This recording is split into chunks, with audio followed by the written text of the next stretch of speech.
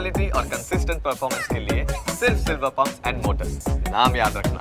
વડોદરામાં દબાણ ઉપર બુલડોઝર ફરી વળ્યું। ધારાસભ્ય કેવું રોકડિયાએ ઊભા રહી દબાણો તોડાવ્યા। બાપુની દરગાહથી મધુનગર 4 રસ્તા સુધી કરોડિયા કેનાલ બ્રિજ સુધી દબાણ હટાવવામાં આવ્યા।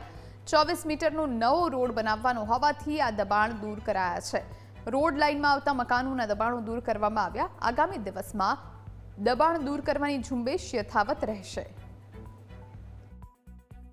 મધુનગરથી બાપુની દરગાહ અને બાપુની દરગાહથી છેક કરોડિયા બોરિયા તળાવના કેનાલનો જે રોડ છે, બ્રિજ છે, ત્યાં લગીના 24 મીટરની રોડ લાઇન ખુલ્લી કરવાનું આજે કોર્પોરેશનના માધ્યમથી કામ થઈ રહ્યું છે, કાર્યવાહી થઈ રહી છે।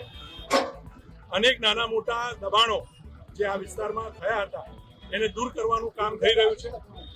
બાપુની દરગાહથી છેક બોરિયા તળાવ કેનાલ બ્રિજ સુધી આખો રોડ 24 મીટરનો કાર્પેટ બને, બંને બાજુ પેવડ બ્લોક લાગે અને લોકોની સુવિધામાં વધારો થાય।